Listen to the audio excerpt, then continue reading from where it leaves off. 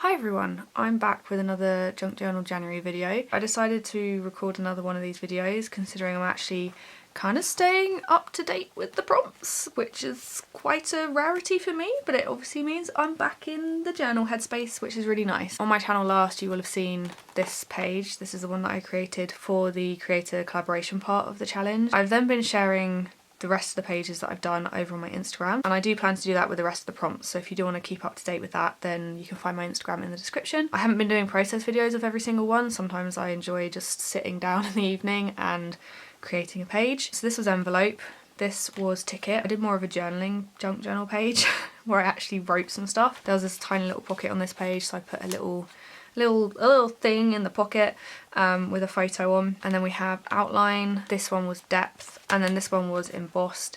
This one was really simple. I did both these pages at one time, and I had this idea in my head for this one, and I knew I wanted to use my Dymo for this page.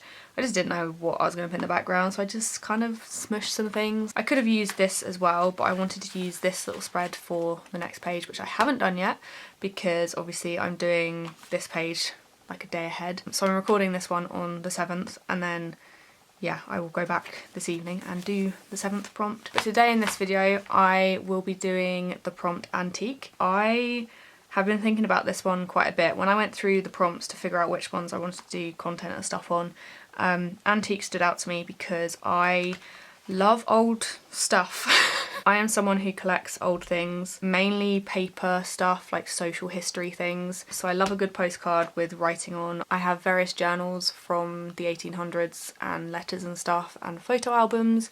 I just love looking at life from the olden days basically. So I knew I wanted to incorporate some sort of postcard. These I got as a bulk. This is only a slither of the ones I got, but this is from a bundle that I got on eBay a while ago. I managed to win a auction of like hundreds of postcards, and I didn't have much of an idea what they were going to be. It just showed like a little stack. The description said there was writing on some of them, there were stamps on some of them, but I wasn't sure how many would have that. So I took a gamble and it really paid off because these, I mean that one doesn't have writing on, but these all have stories on, and it makes my heart so happy. I love things like this. I will spend hours deep dive researching on one postcard just to find out like where it was sent to, where it was sent from, who the people were. I also have these that I haven't used in ages. These are little bits of Victorian ephemera. I put all the smaller bits in this little plastic case, and then the bigger bits I've kept in here. I got two of these from an antique shop in Brighton about probably 10 years ago now or something crazy. I paid £3.99 for each little one, and I wish I'd bought more because there was a whole load of them. Inside were these beautiful cards. Obviously, like I said, they're Victorians, so they're from quite a while ago. I mean, that one's got a date that says 1892. It's a little New Year card. A lot of them were like Christmas cards and New Year's cards and stuff. And then here there were the smaller bits. There was a lot of these little like butterflies and moths that were cut out. Some of them have writing on the back that says "For Dear Stuart." So I have lots of like little bits and pieces that are very old and I'm looking forward to making some sort of page with them today. I'm obviously going to mix in some bits and pieces from my stash. As you guys can tell, I'm quite a bright and colourful journaler. I like my colour. This is quite a muted page for me, but I don't tend to be drawn to those sorts of things, which is ironic because I love old stuff. So I'm drawn to old stuff when it comes to old stuff, but when it comes to my journals, I tend to just enjoy the colours pretty much. So yeah, we'll see how this will go. I will try and keep it somewhat antique-y style, but I have a feeling colour is going to creep in quite a bit. I'm excited to see how it turns out. I'm going to get started with it and I will speak to you again at the end of the video.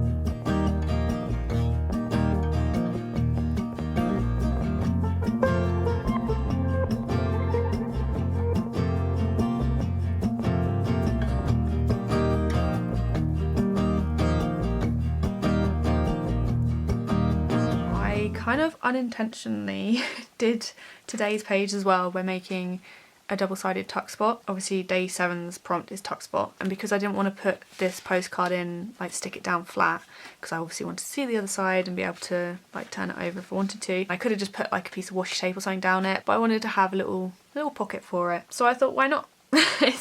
There is no rules that say I can't do 2 tuck spots in a row, and I've just kind of helped myself for today's prompt. So this evening I'll get this page done. I'll probably post it on Instagram. These dogs, I am so glad I have a little space for them now, because that's one of the pieces of ephemera from that Victorian pack that I've hoarded for quite a while.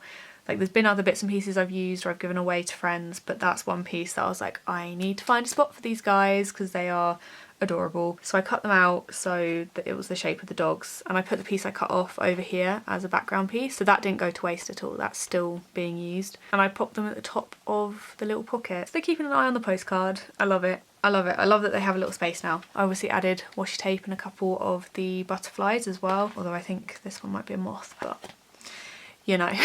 And then this side I wasn't quite sure what I wanted to put here, but I decided to put these 2 pictures from the Victorian ephemera that I had, mainly because this girl was wearing like the right colours for this page. That's literally the only reason she's on here. She's got a little yellow and orange top on, and obviously it goes really well with this journal. But then I also put this other picture of a woman as well. Both of these don't have writing on the back either, so that's why I've stuck them down properly. If not, I probably would have kept them so you could see the back, or like cut out the writing on the back if I could without ruining the picture. I covered this whole page in this starry tissue paper to start with, because I didn't really need the quote showing on that page. It was a nice quote, but I wanted the page to complement this side, and the yellow was just a bit too bright, so I toned it down a bit with the tissue paper that has the little gold stars on it. I dug out all my washi tape that was kind of oldie style and had like older patterns on, and I've used those for layering. This little tag piece of ephemera it's not old, it's just like from an ephemera pack, but it was a nice way to kind of give a base for where I was going to put the pictures. And then I just added some stamps in the background as well that says who, where and when. I feel like this page just sums up me and my